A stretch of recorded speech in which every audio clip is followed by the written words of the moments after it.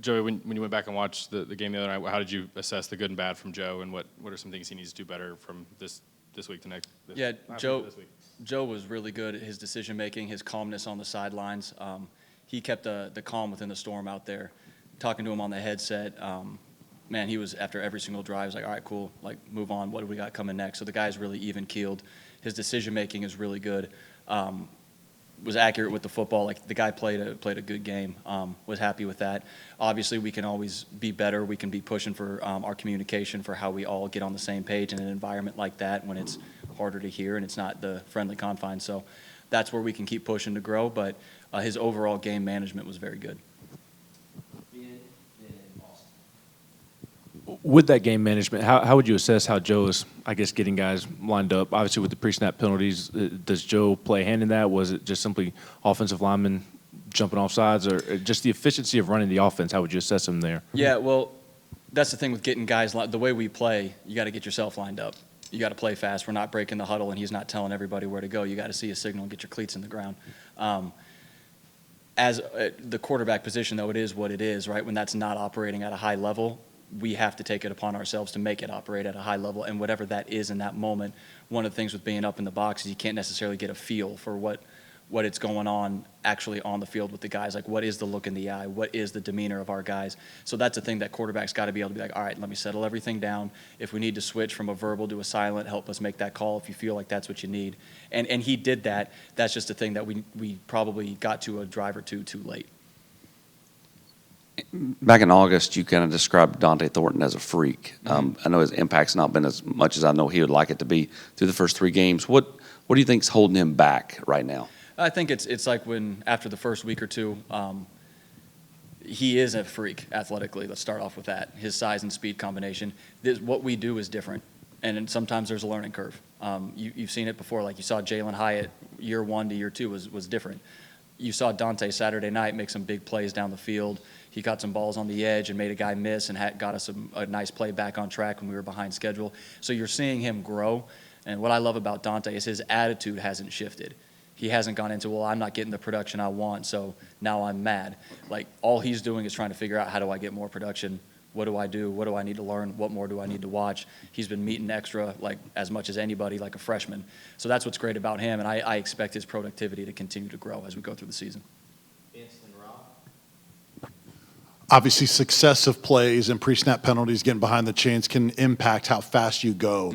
But the tempo doesn't seem to be what it has been to your standards in the past. What are some of the contributing factors, do you think, to where you guys haven't been able to go quite as fast as you want?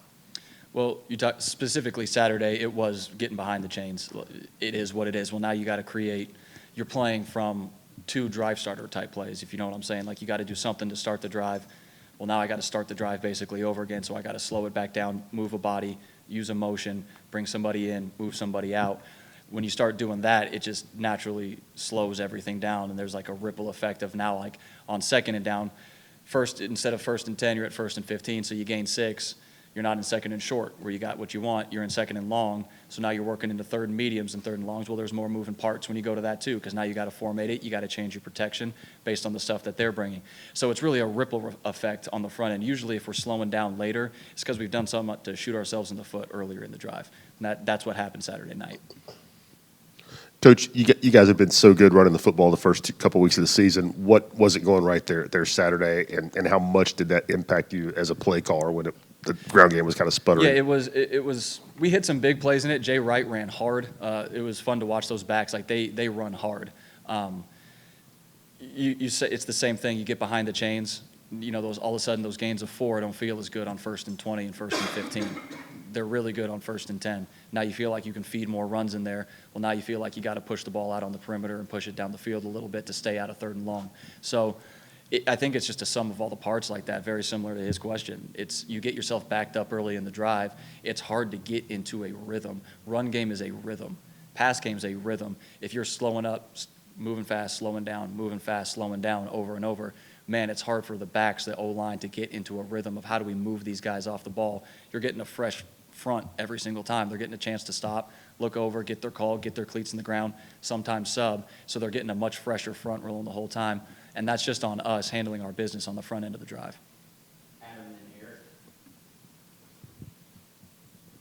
When you look at any deficiencies in offense, pre-snap penalties and any other things we're asking you about, seeing what you've seen in practice, is there any area, any deficiency that would have been better if Nico was at quarterback as opposed to Joe? No. Why do you say that? Because it's operation, Joe's operating at a really high level. No. Joe, it looked like the wide receivers had a better night Saturday than they did maybe the first 2 weeks in certain areas. What's been the biggest difference from Saturday in that group earlier in the year? I think, once again, similar to the question about Dante, this is very much a rhythm offense, like with what we do, how we operate, with the tempo, with the splits. You're still seeing, like, Joe's played a decent amount of football here, so has Brew, Ramel, Squirrel, but they haven't been a unit for that long. And if you think back to a couple of years ago, it was the same thing. That unit it just takes a little bit to get it where it needs to be. Now, obviously, we're always pushing to make that happen as fast as possible. You want it to be week one and it just to light on fire the rest of the season. But that group has pushed really hard to become a unit because that's what it has to be to operate efficiently. It was still a bunch of guys learning each other early in the season. I think what you saw was a group that wasn't affected by the moment because they've played in those type of moments before, and they were able to operate at a really high level. Josh alluded yesterday to maybe the running back rotation not playing out the way that y'all wanted to on Saturday with Dylan Sampson.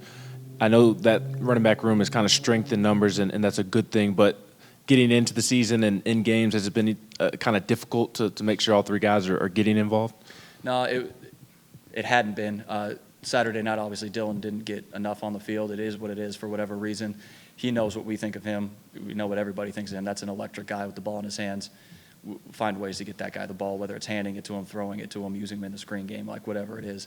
That's a guy that'll have the ball in his hands. I know you kind of touched on it a second ago with like Brew McCoy and that being a unit. Where have you seen maybe his role start to develop? He made a few tough catches yesterday. I think he or on Saturday trucked a guy or something. Mm-hmm. How do you see his role developing, and where is he impressing you so far this season? Yeah, Brew runs the ball like a big back. That's how he runs the ball out on the edge. He's a guy that has that combination of he can stretch people vertically, but at his size and strength and the mentality that he plays with, like, he's a great guy to just get the ball in his hand right now and just let him find creases, almost like a punt return, and go run. So for Brew, it's not really like, what do we do with him? It's like, man, what don't you want to do with that guy? You want to get him the ball early in games, let him set the tone. He's actually a good guy to get in the blocking game early, let him get his hands on some of those corners that he's bigger than and kind of set the tone on those guys as well. So he's got a rare combination of that size and strength and the mentality playing the wide receiver position that a lot of guys don't have, that he lets you do a bunch of stuff like that.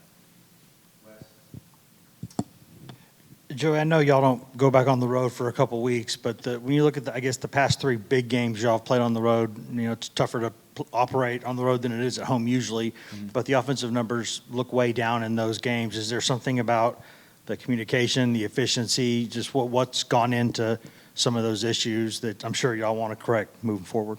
Yeah, it's the same answer. If you're shooting yourself in the foot before the ball snapped, it's hard to get any kind of efficiency going whatsoever, because efficient plays are no longer efficient plays. Efficient plays keep you out of second and long. Well, you have an efficient play on 1st and 15, that's 5 yards, you're still in second and long. So you're playing from behind the chains right from the jump. It's hard to get yourself out of that. Now, what we have to do as a staff and the players on the field is when that happens, everyone settle down. That doesn't mean it has to happen on the next drive. And if it happens on 2 drives, it doesn't have to happen on the 3rd drive.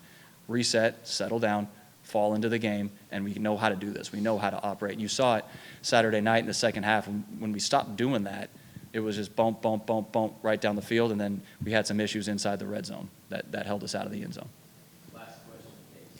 You mentioned how the wide receiver group is coming together as a unit, but they're not quite there yet. What are some of the moments of greatness you've seen in these first 3 games that make you confident that by the end of the season, they're going to be at the same level as the 2022 seasons were? Yeah, I think they're a group of guys that works really hard. They're intelligent, they're athletic, and they want it really bad. So I have no concern that we're going to operate at a high level in the passing game.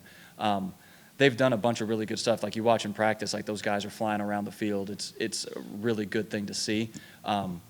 That's why as a staff, like there's never been, all right, what do we do about, like, no, like it's coming along, we're getting there. We need to get there faster, that's on us. But I have no doubt in my mind that this is going to come together at a high level. Thank you, Coach. Thank you.